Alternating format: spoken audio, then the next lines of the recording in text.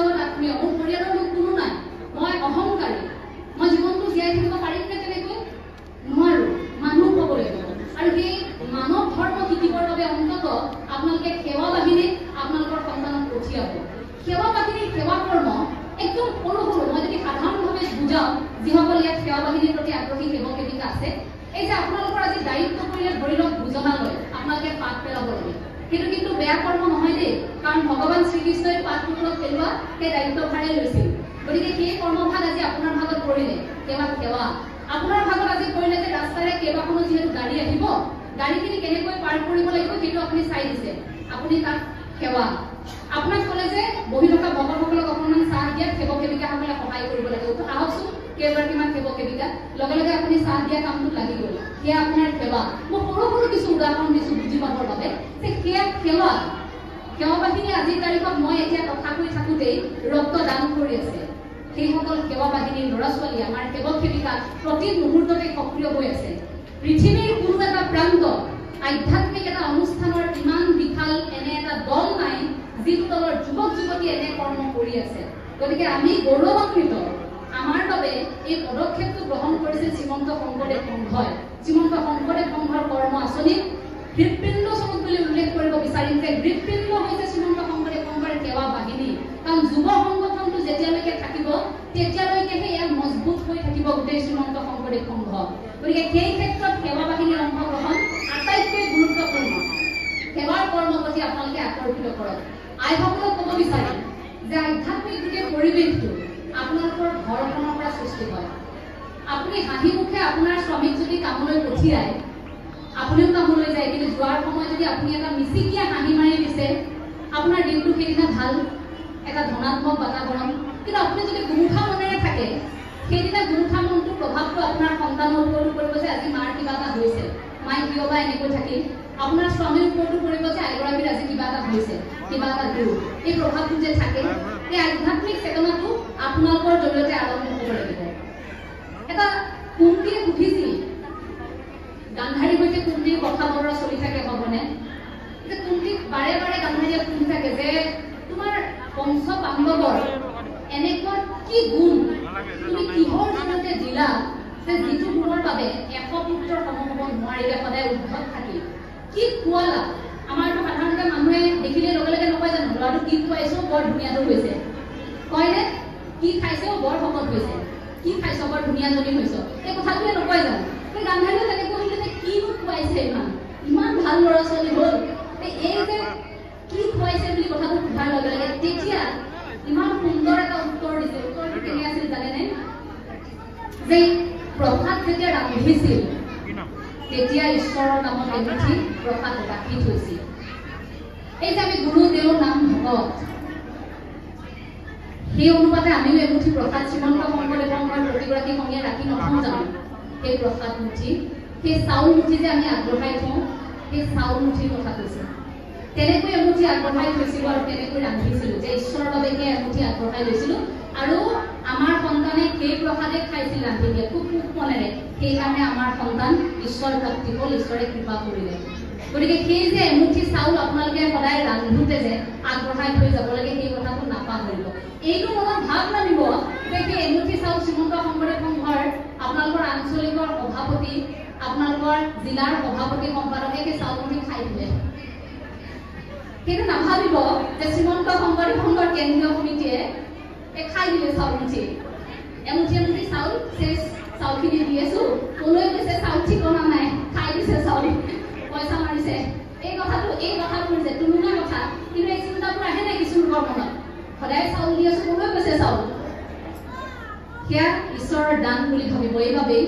যে আপুনি সেয়া যদি তেনেকৈ নিদিয়ে তাত আপুনি এটা কামো কৰিব পাৰে আমাৰ সুবিধা যে আমি এটা অনুষ্ঠানৰ ভিতৰত আছো গতিকে আমি এটা সৎ কামত লগাইছো যিসকল শ্ৰীমন্ত শংকৰদেৱ সংঘৰ সংগী নহয় সেইসকলেও সেই কাম কৰিব পাৰে আৰু মাহৰ মূৰত যেতিয়া আপোনালোকৰ চাউলখিনি গোট খাব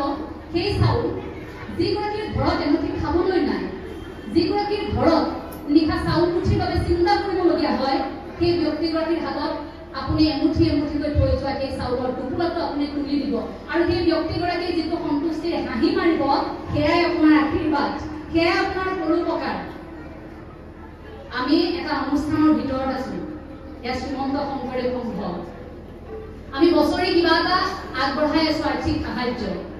আগবঢ়াইছোনে আচৰিত হওঁ যে কেৱল মাত্ৰ বছৰটোত আমি 2 টকা দিব লাগে সেৱা বাহিনীৰ বাবে 2 টকা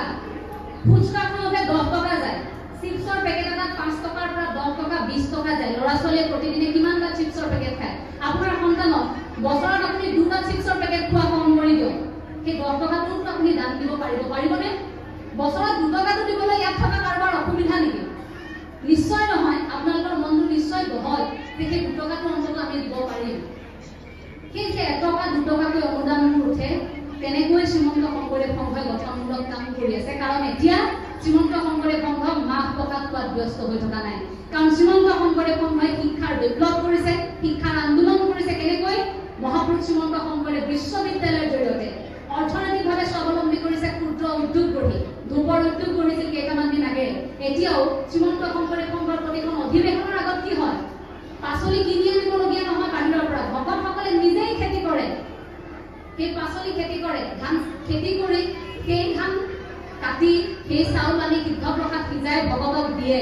গতিকে সেয়া কৰ্ম সংস্কৃতিৰ নিদৰ্শন গতিকে সেইখিনি আমাৰ হাতত আছে আমি এতিয়া মাত্ৰ সহযোগিতা আগবঢ়োৱাৰ সময়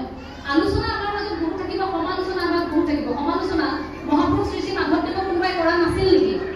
কৰিছিল মহাপুৰুষ শ্ৰী শ্ৰী মাধৱদেৱক গুৰুজনা ঢুকাই যোৱাৰ পাছত গুৰুজনা নোহোৱা হৈ যোৱাৰ পিছত ইমান পৰ্যন্ত সমালোচনা কৰিছিল যে মহাপুৰুষ শ্ৰী শ্ৰী মাধৱদেৱ আঁতৰি যাবলগীয়া হৈছিল কেইটামান দিন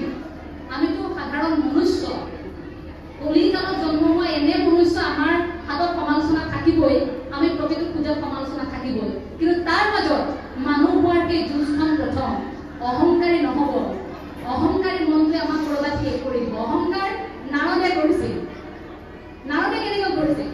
নাৰদেতো গীত গায় সুৰ কৰে নিজে নাৰদে ভাবি থাকে মই বিৰাট ভাল গাওঁ খুব ভাল গাওঁ নাৰদে গীত গোৱাৰ লগে লগে কি হয় কাষ পচি যায় শিল গলি যায় সাগৰত ঢৌ উঠে পানী উফন্দি উঠে নাৰদে ভাবে যে কি মই ইমান ভাল গাওঁ মোতকৈ ভাল হোৱা আৰু কোনো নাই তো এদিন নাৰদে গীত গাই গাই স্নান কৰি আছে তেনেকৈ দেখিলে যে কি এটুকুৰা ওপৰত উঠি কপিকুলে গীত গাই আছে অৰ্থাৎ এটা বান্দৰে গীত গাই আছে আৰু ইমান ধুনীয়াকৈ গাইছে আচৰিত হৈ গ'ল যে নাৰদেতো তেওঁৰ বীণাখনি কাষতে থৈছিল তাৰ পাছত দেখিছে যে নাৰদে গীত গাই আছে তেওঁ গীতটো গাই আছে নাৰদটো আচৰিত হৈছে যে মোতকৈ ধুনীয়াকৈ যাব গীত গাব পৰা ইয়াত কোনোবা ওলাল আচৰিত হৈছে অকণমান মনে মনে অকণমান লাজো পাইছে অহংকাৰী মনটো কিন্তু শেষ হোৱা নাই তেতিয়াও তেওঁ দেখিছে যে লাহে লাহে কি কৰিছিল তেওঁ যি ঠাইত তেওঁ বাদ্যযন্ত্ৰ ৰাখিছিল তেওঁ বাদ্যযন্ত্ৰ ভাগ কি হৈ আছে তেতিয়া এই যে কপিকুলে বান্দৰে যেতিয়া গীত ভাগ গাই আছে শিলটো কি হ'ল গলি গলি গলি গলি এতিয়া বাদ্যযন্ত্ৰ ভাগ আধা পুতি পেলালে তাৰ পাছত এতিয়া নাৰদে উঠি অহাৰ পিছত ভাবিছে তেতিয়াও ভাবি আছে দেই নাৰদে মইতো গীত গালে এনেও আকৌ শিল গলি যাব এনেওতো কাঠ পচি যাব মই আকৌ গীত গাব বাদ্যযন্ত্ৰ ভাগ উলিয়াই ল'ম নাৰদে গীত গাইছেহে গাইছে সুৰ লগাইছেহে লগাইছে কিন্তু পৰা নাই নাৰদে গীত ইমানেই গাইছে তথাপিও ইমান পুৰলাকৈ গাইছে তথাপিও কিন্তু শিল গলাব পৰা নাই মনত যে অহং ভাৱটো আছে তাৰ পাছত কি কৰিলে সি কপিকুলৰ ওচৰত সেৱা লৈ বোলে আপুনি মহান মোক এটা সহায় কৰকচোন যে আপুনি যে গীত ভাগ গালে আপুনি গীত গোৱাৰ লগে লগে যে শিল গলি গ'ল কাঠ পচি গ'ল নৈত যে ঢৌ উঠিল বিলত যে ঢৌ উঠিল আমি কালো তেনেকুৱা হৈছে কিন্তু আজি কিয় হোৱা নাই মোক এই কথাটো কওকচোন তেতিয়া বান্দৰটোৱে কৈছে যে আপুনি যেতিয়া আগতে গীত গায় আপুনি আনন্দ মনেৰে গায় তাত কোনো আপুনি স্বাৰ্থ নাৰাখে কিন্তু আপুনি এতিয়া যেতিয়া গীত গাইছে আপোনাৰ স্বাৰ্থ আছে যে কি আপোনাৰ বাদ্যযন্ত্ৰ ভাগ শিলৰ মাজত ফচি আছে শিলৰ মাজত সোমাই আছে শিলটো গলাব লাগে গীত গাই গলাব লাগিব তাৰপিছত মই লৈ ইয়াৰ পৰা যাম গতিকে এটা স্বাৰ্থ আছে সেই স্বাৰ্থটো আছে বাবে আপোনাৰ গীতটো সফল হোৱা নাই আপুনি সফল হোৱা নাই মনৰ পৰা আশংকাটো উলিয়াই দিয়ক তাৰ পাছতে ঈশ্বৰৰ ওচৰত সকলো সমৰ্পণ কৰি নাৰদে আকৌ গীত গালে আৰু নাৰদৰ গীত শুনি আকৌ শিল কঁপি উঠিল লগে লগে শিল গলি গ'ল এটা প্ৰবাদ লগে লগে বাদ্যযন্ত্ৰ ভাগ হাতত ল'লে নাৰদে সেইদিনা নাৰদে অনুভৱ কৰিছিল যে অহং ভাৱটো কি আমিও যদি সাধাৰণ মনুষ্যই মনত সেই মই বৰ ভাৱটো লওঁ মোতকৈ আৰু শ্ৰেষ্ঠ কোনো নাই এই কথাষাৰ যদি আমি মনত লৈ কঢ়িয়াই ফুৰো এই কথাষাৰতে যদি আমি জীয়াই থাকো তেনেহ'লে আপুনি চাব আপুনি আকাশতহে স্থান পাতি আছে আপোনাৰ কাষত কোনো নাই ভাল মানুহৰ সান্নিধ্য ভাল মানুহৰ লগ মহাপুৰুষ শ্ৰী শ্ৰী মাধৱদেৱৰ সৈতে সংগ জগতগুৰু শ্ৰীমন্ত শংকৰদেৱ গুৰুজনাৰ সেই সান্নিধ্য যদি নাপালেহেঁতেন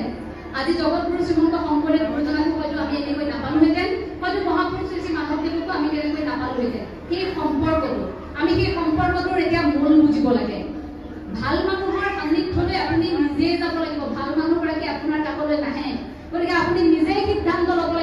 আপুনি কেনে মানুহৰ কাষত থাকে মানুহৰ সেৱা কৰিবৰ বাবে এটা মন একে স্থিৰ কৰি লোৱাৰ সময় আধ্যাত্মিক এই দিশটোৰ সৈতে জড়িত হৈ থাকে অন্ততঃ সেইখিনি উপলব্ধি কৰিব যে হৃদয়ত আধ্যাত্মিক এটা চেতনাৰ প্ৰয়োজন আমি সকলোৱে জানো যে গোটেই দেশটো আমি যদিও মানুহ হৈ আছো ই সফল হ'ব একমাত্ৰ গুৰুজনাই কৈ থৈ যোৱাৰ জৰিয়তে যে নাম ধৰ্মৰ জৰিয়তে আমি সফল হ'ব পাৰিম আমি নাম ল'বই লাগিব আমি ঈশ্বৰ চিন্তা কৰিবই লাগিব নামঘৰলৈ আহিছো যেতিয়া আমি ঈশ্বৰ চিন্তা কৰি আমি এক কৰম হৰিনাম ধৰ্মত আমি শৰণ লৈ এক ঈশ্বৰবাদৰ প্ৰতি আমি বিশ্বাসী হ'বই লাগিব আপুনি কৰ্ম কৰি যাওক এক ঈশ্বৰবাদৰ প্ৰতি বিশ্বাসী হৈ আপোনাৰ ভাল কৰ্মৰ ফল আপুনি এইটো জনমতেই পাব আপুনি বেয়া কৰ্মৰ ফল এইটো জনমতেই পাব যিটো খ্ৰীষ্টই কৈ থৈ গৈছিল যে আকৌ এখন নৰক আৰু স্বৰ্গ নাই ইয়াতেই আছে বেয়া যদি কিবা কৰিছে ইয়াতেই পাব আৰু ভাল যদি কিবা কৰিছে ইয়াতেই পাব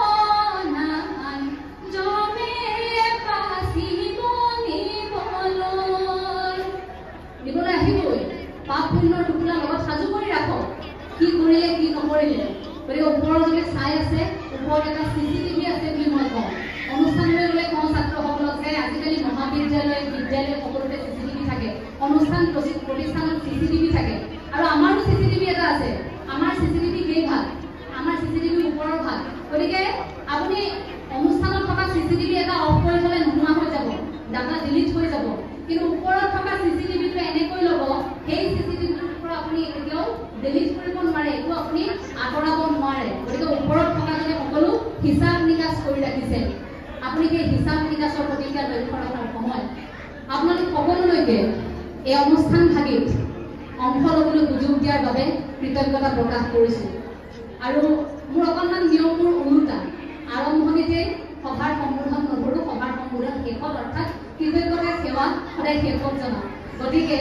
আজি নাৰায়ণপুৰ আঞ্চলিকে আয়োজন কৰা 30 সংখ্যক আই মাতৃৰ সমাৰোহ 31 সংখ্যক যুৱ সমাৰোহ আৰু মহাপুৰুষ শ্ৰী শ্ৰী শংকৰদেৱ গুৰুজনাৰ এই জন্ম জয়ন্তী ভাগিৰ এই ধৰ্মালোচনী সভাখনৰ সন্মানীয় সভাপতি বাগৰাকীৰ প্ৰমুখ্যে নিৰ্দিষ্ট বক্তা বাগৰাকী লগতে এই সভাখনে উপস্থিত থকা প্ৰতিগৰাকী বাপাই সমস্ত আপোনালোকৰ শ্ৰীচৰণত আপোনালোকৰ এগৰাকী কনিষ্ঠ আপোনালোকৰ এগৰাকী সেৱিকাই এইখিনি সুযোগ দিয়াৰ বাবে শেষত আপোনালোকৰ শ্ৰীচৰণত সেৱা জনাইছোঁ কৃতজ্ঞতা জনাইছোঁ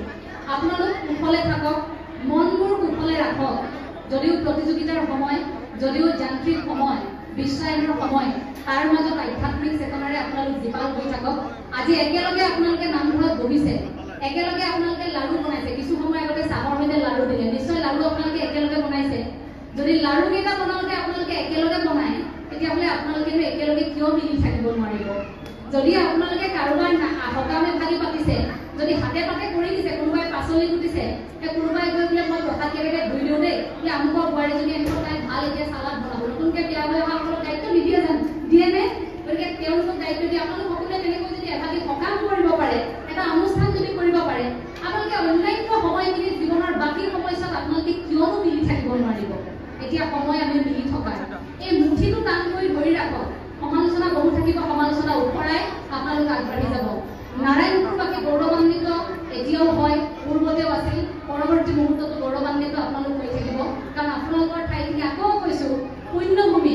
এই ঠাইলৈ কেইটামান দিন পূৰ্বে আহিছিলোঁ লেটেকু পুখুৰীলৈ এটা অনুষ্ঠানৰ বাবে ইমান সুন্দৰ সঁহাৰি পালোঁ লেটেকু পুখুৰী সেই অনুষ্ঠান ভাগি কৰি বৰ ভাল লাগিল যে গুৰুজনাৰ সেই জন্মস্থান ভাগি অন্ততঃ অসমৰ বিভিন্ন প্ৰান্তত থকা লোকসকলক অকণমান দেখুৱাব পাৰিলোঁ এতিয়া সময় আহি পৰিছে যে গুৰুজনাই দি থৈ যোৱাখিনি আমি চৰ্চা কৰিব লাগে গীতৰ জৰিয়তে নাটৰ জৰিয়তে নামঘৰৰ জৰিয়তে এইখিনি কৰিব লাগে ভাওনা এখনৰ প্ৰদৰ্শনৰ সমান্তৰালকৈ আপোনালোকে কৰ্মশালা যদি আয়োজন কৰিছে আপোনালোকে মনত ৰাখিব ভাওনা ভাগি যাতে সঠিক ৰূপত উপস্থাপন হৈছে প্ৰতিগৰাকী নাৰায়ণপুৰৰ লোকে গুৰু আসনলৈ চাই অন্ততঃ প্ৰতিশ্ৰুতিবদ্ধ হ'ব আপোনালোকৰ মাজৰ পৰা কেতিয়াও বৰগীত বিকৃত নহওক আপোনালোকৰ মাজৰ পৰা কেতিয়াও গায়ন বিকৃত নহওক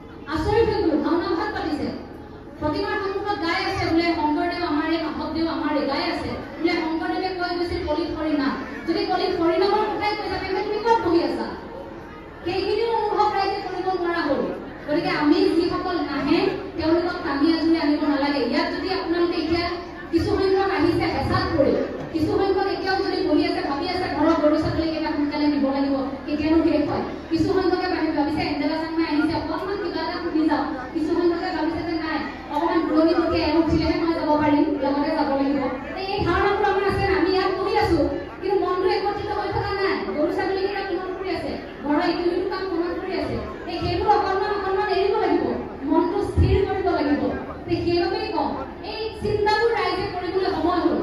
ক'ত নাম ল'ব লাগে, ক'ত নাম ধৰ্ম কৰিব লাগে, ক'ত গানিকা বজাব লাগে, কেনেকৈ ভাওনা ভাগ প্ৰদৰ্শন কৰিব লাগে, সেই পূৰ্বতে দি থৈ যোৱাখিনি এতিয়া সঠিক ৰূপত উপস্থাপন কৰাৰ সময় আহি পৰিল। অন্ততঃ আপোনালোকে প্ৰশ্ন সুধিব লাগিব যে আপোনালোকে এইটো কিয় কৰিলে, আপোনালোকে এইটো ভুল কৰিছে নহয়, এইটো কৰিব নালাগিছিল, আলোচনা কৰাৰ প্ৰয়োজন আপোনালোকে কৰিব লাগে। এই কথাখিনি অন্ততঃ আপোনালোকে নামঘৰৰ মজিয়াত প্ৰতিশ্ৰুতিবদ্ধ হওক যে আপোনালোকৰ ঠাইখিনিৰ পৰা যাতে আমি সংবাদ মাধ্যমে তেনে বাতৰি নাপাওঁ, নহ'লে আমিয়ে আকৌ তেখেতখালি বাতৰি পঢ়িব লাগিব। কাৰণ বাতৰি পঢ়াটো কাম, সেইখিনি মুহূৰ্তত আকৌ আমিয়ে সেই কথাবোৰ পঢ়িব লাগিব। তেনে এটা পৰিৱেশৰ সৃষ্টি নহওক, সেয়াই কামনা কৰিছোঁ। আপোনালোক প্ৰতিগৰাকী কুশলে থাকক। কথাখিনি কওঁতে বঢ়া দুটা হ'ব পাৰে, গতিকে সেইখিনিত আপোনাৰ হবে আপোনালোকৰ এগৰাকী কনিষ্ঠ বুলি, আপোনালোকৰ যি বুলি এই ক্ষেত্ৰত ক্ষমা কৰিব। সৰ্বলোক মৰিমনৰ হেতু প্ৰভু ভগৱন্তৰ ওচৰত আৰু জগতগুৰু শ্ৰীমন্ত শংকৰী গুৰুজনৰ ওচৰত সেৱা জনাই, মহাপুৰুষ শ্ৰী শ্ৰী মাধৱদেৱৰ ওচৰত সেৱা জনাই আমাৰ ক'বলগীয়া দুআষাৰ ইমানতে সামৰণি মাৰিছোঁ। আপোনালোক সকলোৱে থাকক। জয় জগতগুৰু শ্ৰীমন্ত শংকৰদেৱ।